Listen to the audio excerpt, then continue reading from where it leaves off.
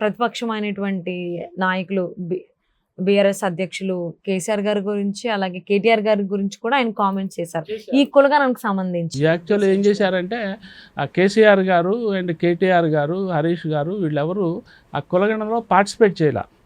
ఇప్పటికీ వ్యతిరేకిస్తున్నారు వాళ్ళు. అందులో ఆ వివరాలు ఇవ్వలేదు, కానీ కవిత గారు ఇచ్చారు. కవిత గారింటికి ఈ కులగణన సర్వే చేసే వాళ్ళు వెళ్ళారా, ఎన్యూమరేషన్ టీం వెళ్ళింది. ఆమె చక్కగా కూర్చోబెట్టి వాళ్ళకి ఇవ్వాల్సినవన్నీ ఆమె స్వతస్తుడితో పూర్తి చేసి ఏ ఆధారాలు చూపించాలో చూపించి వాళ్ళు అడిగిన వివరాలన్నీ ఆమె ఇచ్చారు కేసీఆర్ ఫ్యామిలీ నుంచి.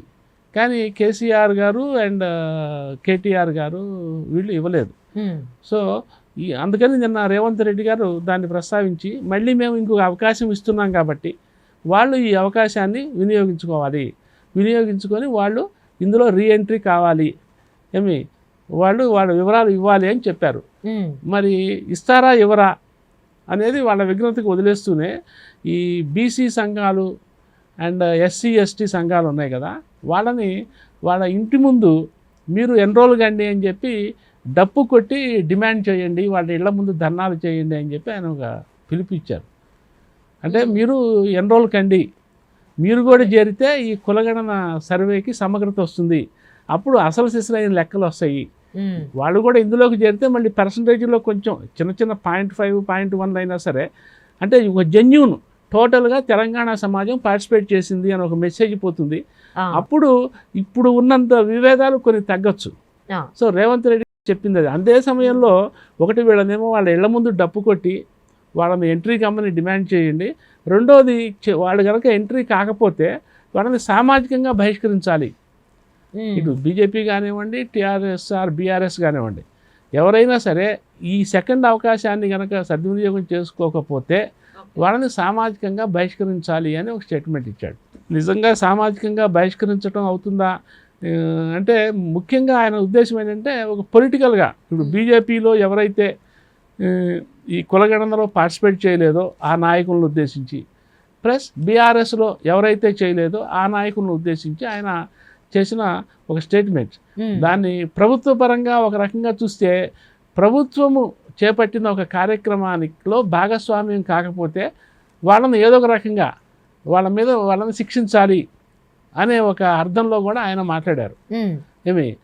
వాళ్ళు రాజకీయ పరంగా ఆ ప్రభుత్వ సర్వేలో పార్టిసిపేట్ చేయటమా వద్దా అనేది వాళ్ళ విఘ్నత. మొదట్లో వీళ్ళు ఏం చెప్పారు, బలవంతం ఏమీ లేదు, ప్రతి ఇంటికి వీళ్ళు వస్తారు, మీరు ఎన్ని వివరాలు ఇవ్వాలనుకుంటే అన్ని వివరాలే ఇవ్వండి అని చెప్పి గవర్నమెంటే చెప్పింది. అందుకని బలవంతం ఏమీ లేదు, ఇదేమీ సైనిక పాలన కాదు, నియంత్రణ పాలన కాదు, మీ హక్కులు మీకుంటాయి, మీరు ఏ విషయాలు అయితే గోప్యంగా ఉంచుకోదలుచుకుంటారో ఆ విషయాలు చెప్పద్దు, మిగతా విషయాలు మీ ఇంట్లో ఎంతమంది మెంబర్స్ ఉన్నారు ఏంటి కదా, ఎటువంటి ప్రభుత్వ పథకాలను వినియోగించుకుంటున్నారో ఆ వివరాలు ఇవ్వమన్నారు. సో ఇది ఒక కేసీఆర్ అయినా, కేటీఆర్ అయినా, హరీష్ రావు గారైనా, బండి సంజయ్ గారైనా, పొలిటికల్ లీడర్లు అయినా, కామన్ మ్యాన్ అయినా సరే వాళ్ళకి కూడా కొన్ని పరిమితులు ఉంటాయి. ఆ పరిధిలోనే వాళ్ళు ఆ వివరాలు ఇవ్వాలనేది ప్రభుత్వ ఉద్దేశము. మళ్ళీ చేస్తున్న సర్వేలో వాళ్ళు ఎంతవరకు పార్టిసిపేట్ చేస్తారు ఏంటి అనేది చూడాలి. రేవంత్ రెడ్డి గారి స్టేట్మెంట్స్ వాళ్ళని ఎట్లా ఎన్లైటన్ చేస్తాయి, ఇది సామాజికంగా బహిష్కరిస్తామనే ప్రకటన నుంచి వాళ్ళ వైపు నుంచి ఎటువంటి స్పందన వస్తుంది, వాళ్ళు దాన్ని to what extent they will take it serious అనేది కూడా మనం చూడాల్సి ఉంటుంది. ఇంకోటి ఇదే సమయంలో ఈ బీసీ వ్యవహారానికి సంబంధించి రేవంత్ రెడ్డి గారు చేసిన ఇంకొక స్టేట్మెంటు ప్రధాని మోడీ గారి గురించి. యాక్చువల్లీ మోడీ గారు ఒరిజినల్ పుట్టుకతోనే బీసీ కాదు, ఆయన గతంలో కూడా ఈ మధ్య ఇంకోసారి చేశారు, అయితే అది అప్పట్లో పెద్దగా వైరల్ కాలేదు. కానీ నిన్నైతే ఈ రెండు కాంట్రవర్షియల్ స్టేట్మెంట్స్గా బాగా వైరల్ అయినాయి. మోడీ గారు పుట్టుకతో బీసీ కాదు, ఆయన లీగల్లీ కన్వర్టెడ్ బీసీ.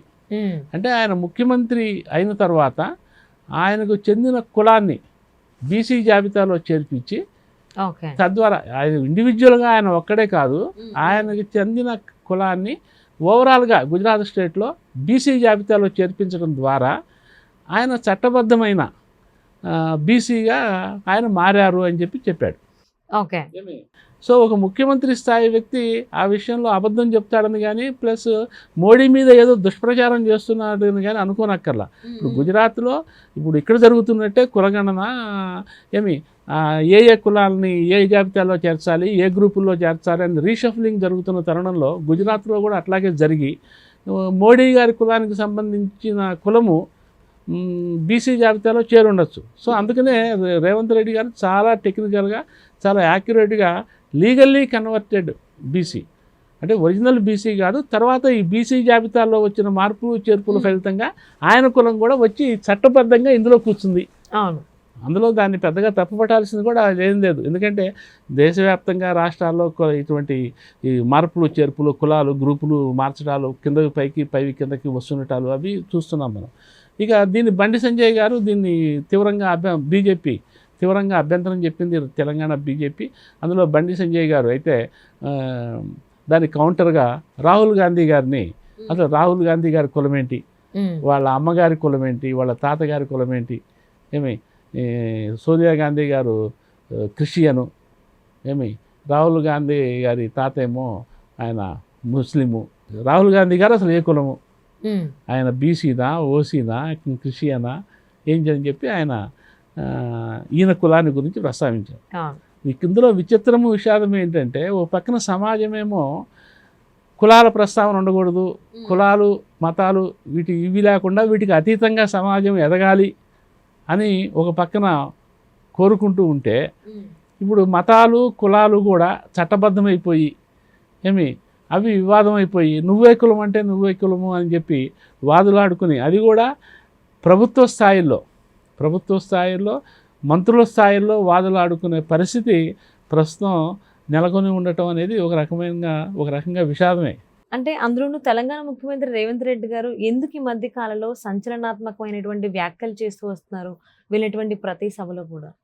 యాక్చువల్లీ ఒక రకంగా చెప్పాలంటే రేవంత్ రెడ్డి గారు ఈ మధ్య తగ్గారు, బాగా తగ్గారు. ఎందుకంటే అలా అనిపించట్లేదు, ప్రతిసారి వార్తలు ఆయనే నిలుస్తున్నారు, ఆయన మాట ప్రతి మాట న్యూస్ అవుతుంది. అంటే పిసిసి ప్రెసిడెంట్గా ఉన్నప్పుడు ఆయన ధోరణి వేరు, చాలా అగ్రెసివ్గా ఆయన అప్పటి ప్రభుత్వం మీద రాజకీయ దాడి చేశారు, విమర్శలు దాడి చేశారు, తీవ్రస్థాయి ఆరోపణలు గుప్పించేవాళ్ళు. ఆయన ఇందాకనే చెప్పాం అనుకున్న ఆయన వాగ్దాటి మాటకారితనము అవి బాగా ఆయనకి ప్లస్ పాయింట్స్ అయినాయి. కాంగ్రెస్ అధిష్టానాన్ని కూడా దానితోనే ఆయన మెప్పించాడు.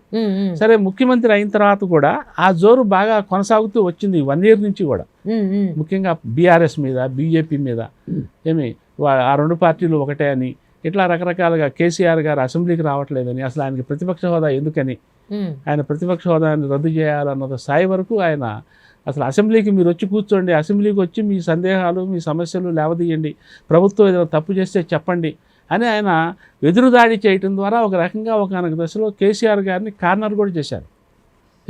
ఆయన వాగ్దాటి ఆ స్థాయిలోకి వెళ్ళిపోయింది. ముఖ్యమంత్రి అయిన తర్వాత కూడా దాన్ని వదలలేదు. తర్వాత రాను ఎక్కువ ఏమైపోయిందంటే ముఖ్యమంత్రి స్థాయికి వచ్చిన తర్వాత కూడా స్థానంలో కూడా రేవంత్ రెడ్డి గారు తన ధోరణిని మార్చుకోవటం లేదు. ముఖ్యమంత్రిగా చాలా గుంభనంగా ఎక్కువ పనులు చేస్తూ తక్కువ మాట్లాడుతూ ఉండాలి అనే ఒక అభిప్రాయం అక్కడక్కడ మెల్లిమెల్లిగా వ్యాపించడం మొదలుపెట్టింది. మరి ఆయన సలహాదారులు ఎవరన్నా ఆయన అనుంగులు శ్రేయోభిలాషులు సలహా ఇచ్చారేమో కానీ ఈ మధ్యకాలంలో బాగా తగ్గారు. కేవలం ఏదైనా ఏ ప్రోగ్రాంకి పోయినా రాజకీయ ప్రకటనలు చేసేవాడు ఒక దశలో. ముఖ్యంగా మొత్తం మీద అడుదిప్పి కేసీఆర్ గారిని రంగంలోకి దించేవాడు. అది పోను తగ్గించేసుకొని చివరికి కేవలం ఆ ఇష్యూ బేస్డ్ ఏ ప్రోగ్రాంకి వెళితే ఏ ఇష్యూ మీద మాట్లాడదలుచుకుంటే ఆ ఇష్యూ వరకే పరిమితం అవుతూ వచ్చారు. అరే రేవంత్ రెడ్డి గారు మారారే, ఆయన మాట తీరు మారిందే, ఆయన మొత్తానికి కొంచెం సప్రెసివ్ అయినారే అనే ఒక అభిప్రాయం కూడా కలిగింది. ఒక అబ్జర్వేషన్గా చూస్తే ఆ దశ కూడా మనం చూసాం ఈ మధ్య కాలంలో. మళ్ళీ ఇప్పుడు కులగణన వచ్చిన తర్వాత ఏంటంటే అటు బీఆర్ఎస్ బీజేపీ ఈయన్ని చాలా తీవ్ర స్థాయిలో కార్నర్ చేయటం మొదలుపెట్టినాయి. రెండో వైపు నుంచి ఏంటి, ఈయన మౌనంగా ఉంటే మరి దీన్ని ఎవరు అందుకోవాలి, ప్రతిపక్షం దాడిని ఎవరు అందుకోవాలి, ఎవరు ఎదురుదాడి చేయాలి, కాంగ్రెస్లోనే మిగతా సీనియర్ మంత్రులు వాళ్ళు చేయాలి, ఎమ్మెల్యేలు ఎంపీలు మంత్రులు చేయాలి. కానీ వాళ్ళ వైపు నుంచి పెద్దగా రావట్లా. రాకపోయేసరికి అంతా వన్ సైడెడ్గా అయిపోయింది, వారు వన్ సైడ్ అయిపోయింది. అపోజిషన్ నుంచి తీవ్ర స్థాయిలో విమర్శలు రావటం చివరికి ఎంత స్థాయికి వెళ్ళిందంటే, అవును ఈ కులగణనలో ఏదైనా లోపాలు ఉన్నాయా, కులగణన నిర్వహణలోనే లోపాలు ఉన్నాయా అనే స్థాయికి ప్రజలు ఆలోచించే విధంగా ప్రతిపక్షాలు తీసుకెళ్ళగలిగినాయి ఆ ఇష్యూని. ఇటు కేటీఆర్ ఇటు బీజేపీ, కిషన్ రెడ్డి, బండి సంజయ్ వీళ్ళందరూ. అప్పుడు మళ్ళీ రేవంత్ రెడ్డి గారు ఇక ఆయన నోరిప్పాల్సి వచ్చింది. ఇక ఈ కులగణన విషయం దగ్గరకు వచ్చేసరికి అసలు కులగణన తన ఉద్దేశం ఏంటి, తన కోసం చేసుకోలేదు, ఇది తెలంగాణ సమాజం కోసం చేశాను, ఇది చేస్తే నాకు ఒరిగేదేమీ లేదు, ఇంకా పోతే నా పీఠం కూడా పోతుంది, ముఖ్యమంత్రి పీఠం పోతుంది, కానీ నాకేమీ అదనపు లాభం అంటే ఏమీ లేదు, కేవలం బీసీలు ఎక్కువ జనాభా ఉన్న బీసీలు అన్యాయం అవుతున్నారు కాబట్టి వాళ్ళకి న్యాయం చేయాలన్న ఉద్దేశంతోనే కులగణన మొదలుపెట్టాను. ఇటువంటి కన్విన్సింగ్ స్పీచ్లు ఆయన మొదలు పెడుతూ మరి రాజకీయ ప్రత్యర్థులను ఎదురుదాడి చేయాలిగా. ఈ పరిస్థితి తెచ్చినందుకు అటు బీఆర్ఎస్ని ఇటు బీజేపీ మీద ఎదురుదాడి చేయటం మొదలుపెట్టారు. ఆ ఎదురుదాడిలో భాగంగానే కేటీఆర్, కేసీఆర్ గారు ఇందులో ఇన్వాల్వ్ కాలేదు, వాళ్ళు తప్పనిసరిగా ఇన్వాల్వ్ అవ్వాలి, మీరు ఏం మాట్లాడినా ఇందులో ఇన్వాల్వ్ అయ్యి మీ పేర్లు రిజిస్టర్ చేయించుకొని ఎన్రోల్ చేయించుకొని మీరు మాట్లాడండి, అప్పుడు మీకు శాంక్టిటీ ఉంటుంది.